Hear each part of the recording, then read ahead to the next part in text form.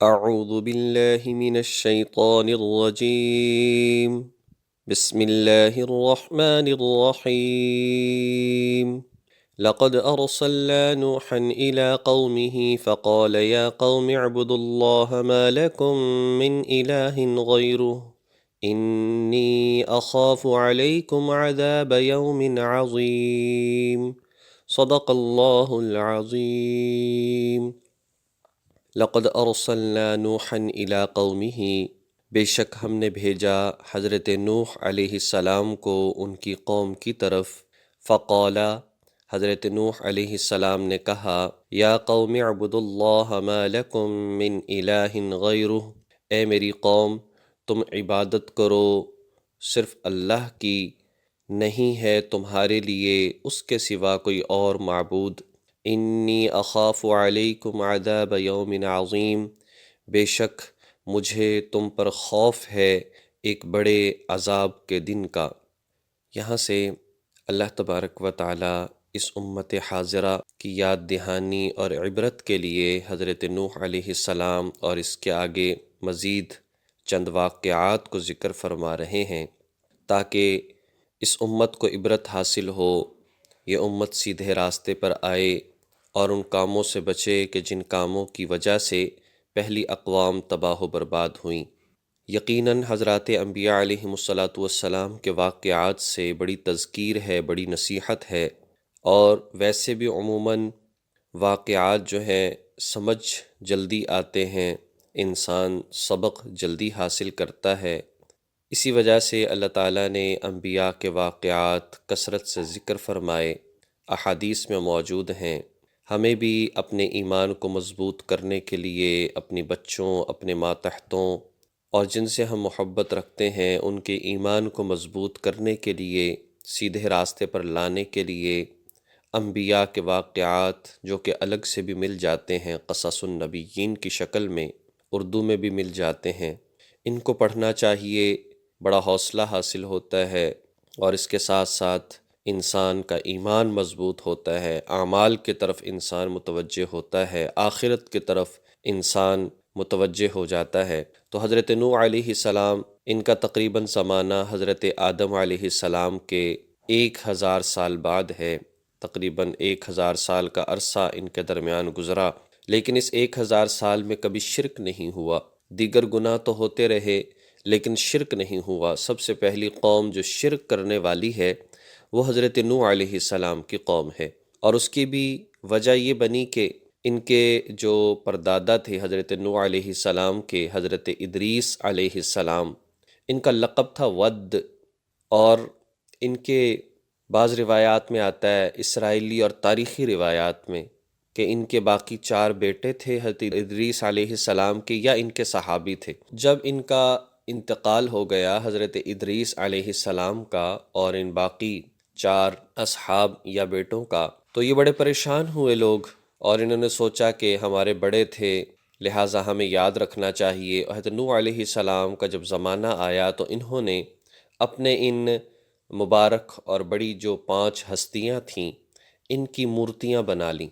جس کا تذکرہ سورہ نوح 29ویں پارے میں موجود ہے۔ ود، سواع، یعوق، یعود اور نصر، یہ 5 جو ہے ان کی مورتیاں بنا لیں۔ پہلے پہلے تعظیم کرتے رہے اور اس کے بعد آہستہ آہستہ شرک شروع کر دیا۔ اسی وجہ سے امت محمدیہ میں تصویر کی بڑی ممانعت ہے۔ نبی صلی اللہ علیہ وسلم نے فرمایا کہ جو شخص تصویر بناتا ہے کل قیامت کے دن اس سے کہا جائے گا کہ اس میں روح ڈالو، اور یقیناً وہ نہیں کر سکے گا تو بدترین عذاب اسے ہوگا۔ اسی طرح سے کہا کہ جس گھر میں شوقیہ تصاویر لگی ہوئی ہوں یا موجود ہوں وہاں رحمت کے فرشتے نہیں آتے، اس لیے اس چیز سے بچنا چاہیے، اور ہمیں شوقیہ تصاویر گھروں میں لگانا، کسی کی بھی ہوں، وہ بڑے سے بڑے بزرگ کی ہوں، وہ والدین کی ہوں، وہ بانیان پاکستان کی ہوں، یا اسی طرح سے دیگر ہیروز ہیں ان کی ہوں، تو اس بات کی اجازت نہیں ہے، اس چیز سے ہمیں بچنا چاہیے۔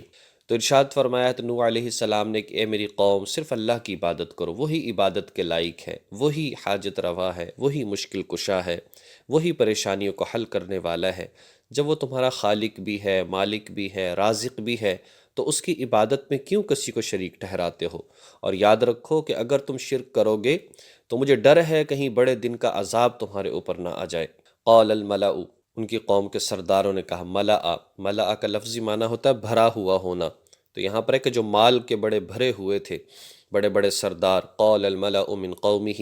ان کی قوم کے بڑے سرداروں نے کہا، انا لنراک فی ضلال مبین، ہم تو اے نوح آپ کو دیکھتے ہیں کہ آپ کھلی گمراہی میں ہیں، نعوذ باللہ۔ جب حضرت نوح علیہ السلام ان کو سمجھانے کے لیے آتے تو یہ لوگ اپنے اوپر کپڑے اوڑھ لیتے، اپنے کانوں میں انگلیاں ڈال لیتے، اور نعوذ باللہ جب نوح علیہ السلام کچھ سناتے تو کہتے کہ آپ گمراہوں میں سے ہیں۔ قال، حضرت نوح علیہ السلام نے فرمایا، یا قوم لیس بی ضلالہ، اے میری قوم میں گمراہ نہیں ہوں، میں گمراہی پر نہیں ہوں، ولیکنی رسول من رب العالمین، البتہ میں تو رب العالمین کی طرف سے رسول بنا کر بھیجا گیا ہوں۔ ابلغکم رسالات ربی، میں تمہیں تبلیغ کرتا ہوں، میں تمہیں وہ پیغام پہنچاتا ہوں جو میرے رب کا پیغام ہے۔ وانصح لکم، اور میں تمہیں خیر خواہی کی بات بتاتا ہوں، تمہیں نصیحت کرتا ہوں۔ واعلم من اللہ ما لا تعلمون،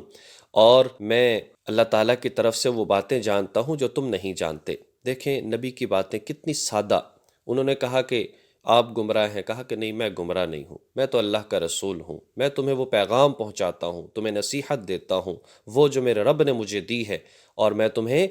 وہ باتیں بتاتا ہوں جو تم نہیں جانتے۔ کتنی سادہ نبی کی باتیں ایسی ہوتی کہ جاہل سے جاہل، دیہاتی سے دیہاتی جو ہے اس کے لیے سمجھنا آسان ہوتا، اس لیے گفتگو کے الفاظ آسان ہونے چاہیے، وہ زیادہ اثر کرتے ہیں۔ اصل تو یہ ہے کہ مجمع کے مطابق اور مخاطب کے مطابق جو ہے انسان کو خطاب کرنا چاہیے اور بات کرنی چاہیے۔ اب عجبتم ان جاءکم ذکر من ربکم، کیا تمہیں تعجب ہے، کیا تم اس بات پر حیران ہو، ان جاءکم ذکر من ربکم، کہ تمہارے پاس نصیحت آئی ہے تمہارے پروردگار کی طرف سے، علی رجل منکم،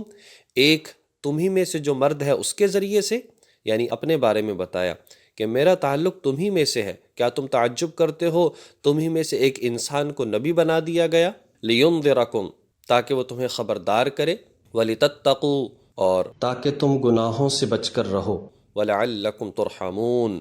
اور تاکہ تم پر رحم کیا جائے، یعنی اگر تم خبردار ہو گئے،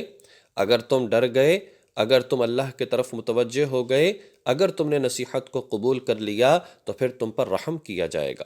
اور اگر تم نے اس بات کو نہ مانا تو پھر اللہ تبارک و تعالیٰ کا عذاب ہے۔ یہاں سے ایک اور بات بھی سمجھ میں آئی، رجل کہا جاتا ہے مرد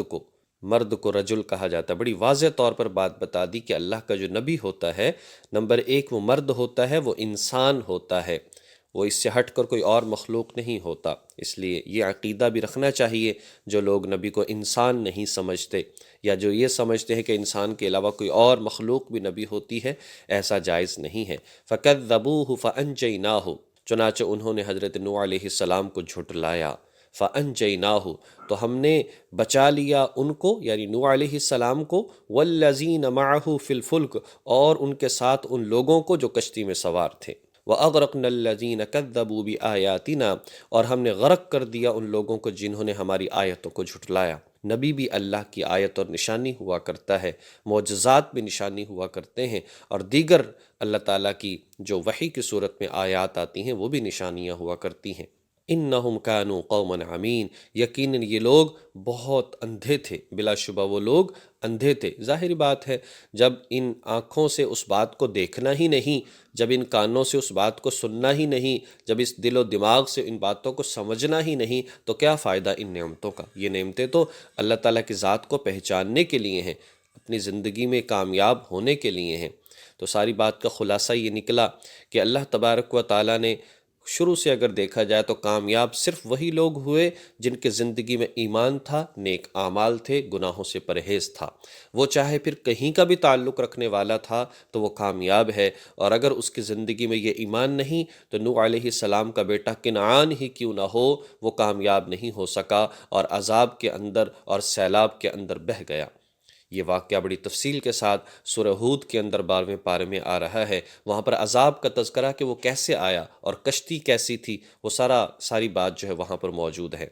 اس لیے ایمان اور عمل اس کا بہت جو ہے صحیح طریقے سے ہونا عمل کا سنت کے مطابق ہونا، عقید ایمان کا احادیث اور قرآن کے مطابق ہونا، یہ انسان کی کامیابی کے لیے بہت ضروری ہے۔ اللہ جل شانہ توفیق عمل نصیب فرمائے۔ وآخر دعوانا ان الحمد للہ رب العالمین۔